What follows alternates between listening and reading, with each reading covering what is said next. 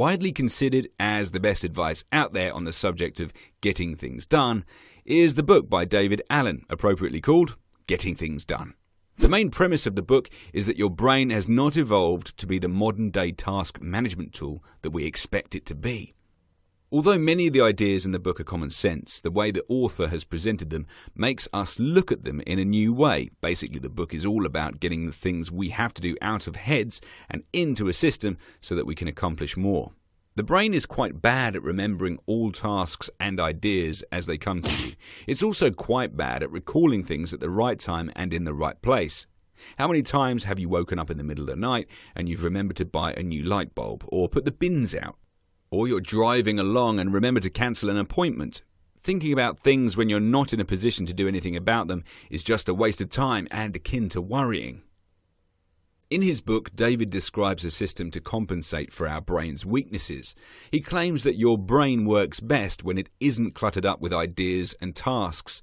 The act of decluttering your thinking allows you to be more creative and concentrate on what the brain does best, which is problem solving and concentrating on the present moment.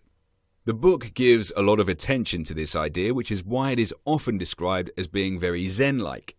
The book describes a system which allows you to get your tasks out of your head and present you with the right things to do at the right time and in the right context. Having a GTD system gives you control over your tasks, frees you from stress, and helps you to be more productive. The key to making it work, however, is having trust in the system.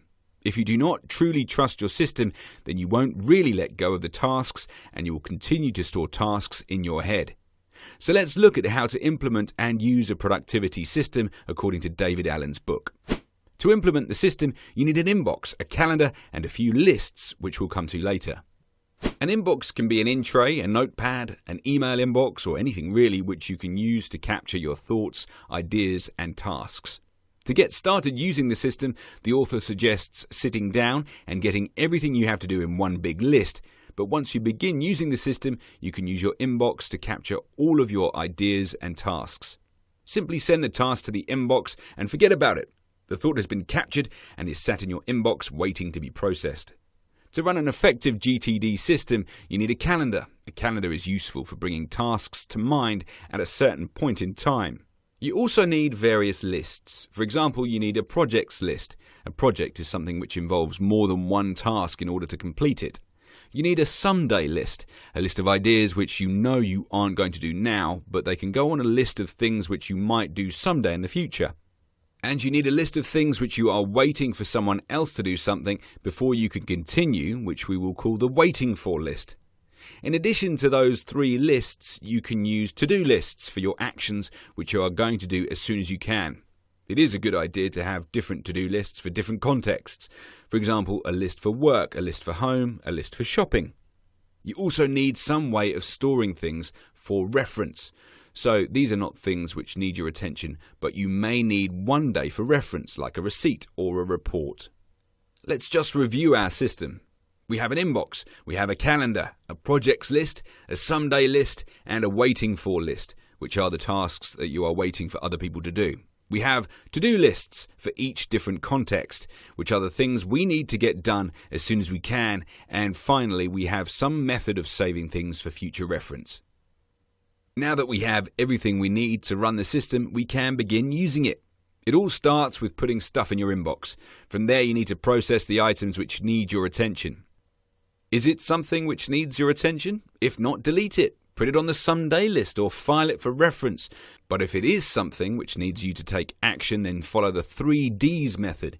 If the task will take you less than 2 minutes to do it, then just do it.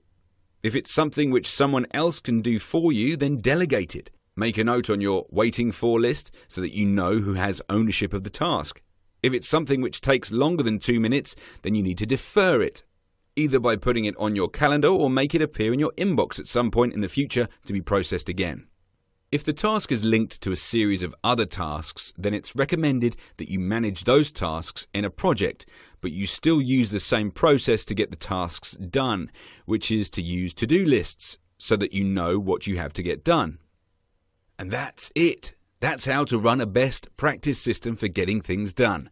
The benefit is you get to keep your head clear, freeing up your thinking so that you can be creative and you can feel in control of the things you need to get done.